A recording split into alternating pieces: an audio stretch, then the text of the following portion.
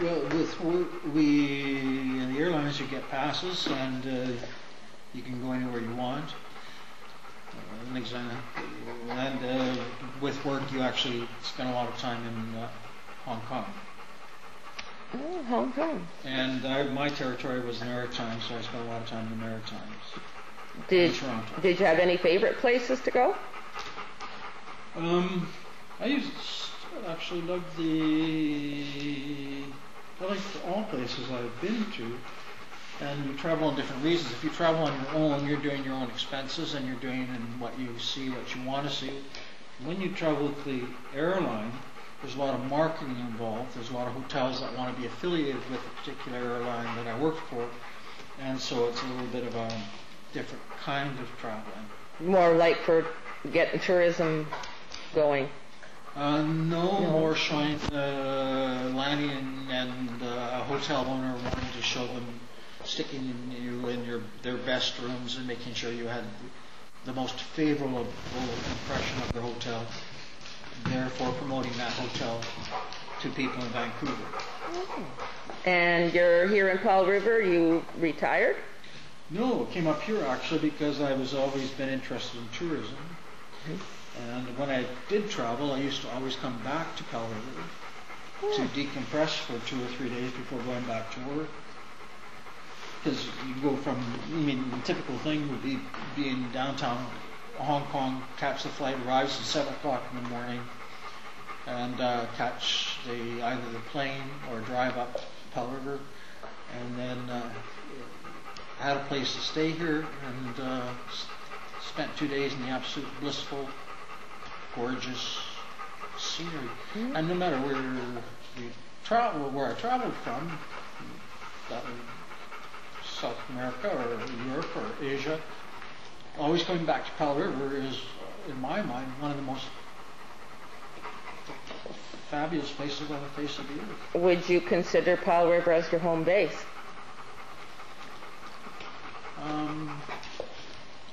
Yeah, I always thought in terms of home base. Being with the airline, you do have an apartment. That's where you pack your suitcase, whether it be anywhere. And you don't have that sense of, I'm going to live here and go. You have a sense of, this is a spot where you'll be before you go and go see other places. And now that I'm in Powell River, it's an interesting process in that you actually become associated more with the community. And so this is now, it is a home base, but in terms of my upbringing through a career, learning to associate with community and the idiosyncrasies of a particular spot. I've not left Powell River now for 6 or 7 years. Are you involved with community projects or community services? When I first came up here, I was bashing with full. It was very exciting to leave a company that I will be unknowns to me was an extraordinary company, and once you're hired for life, and they have extraordinary. They treat their employees with extraordinary respect and higher pay than other companies. To leave was a decision based on tourism. That this area of Powell River is a gorgeous place. I mean, you go on and on about it. Lakes, oceans, trees, mountains, facilities, location, sun, down. And I thought it'd be very interesting to come up here and actually initiate in some process a tourism location for Powell River. Would you be as a tourism destination? Would you be hiking, canoeing, skiing? Well, no. Well, you have to sort of plan out, I guess. First of all, you have to get entrenched to the community, so you have to get a job. But no, the one idea that comes to my mind is industrial tourism.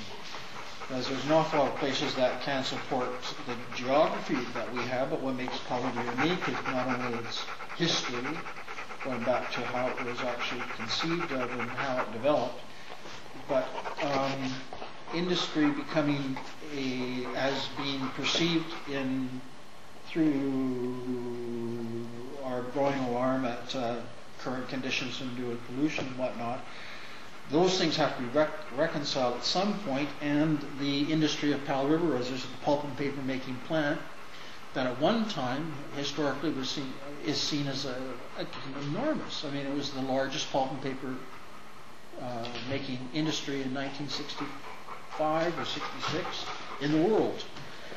So, would you say that you're a person that's interested in history? Yeah, history is interesting. Yes. History.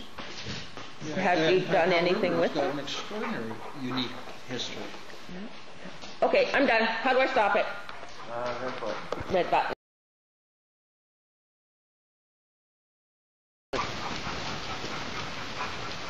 And? I did. I get the camera going, and you're both in the top. You got that question? I do. So, how about a recap / summary on what all we just said? About the animal slaughter for Walt Disney movies? Well, I like. This is what he's doing. He's doing a group now. I like the topic that you were doing because it's so dynamic, and you're both were in agreement, and I'm like, this is perfect. We should be videotaping it. And by the time I get the video camera, you guys are all done talking, which is what always happens. But that wouldn't have anything to do with it. Yes, it does, because it's related to TV. It's bad media practice, and it's us harping on TV in general. Filming each other. But what if you had this topic with two people who work in TV?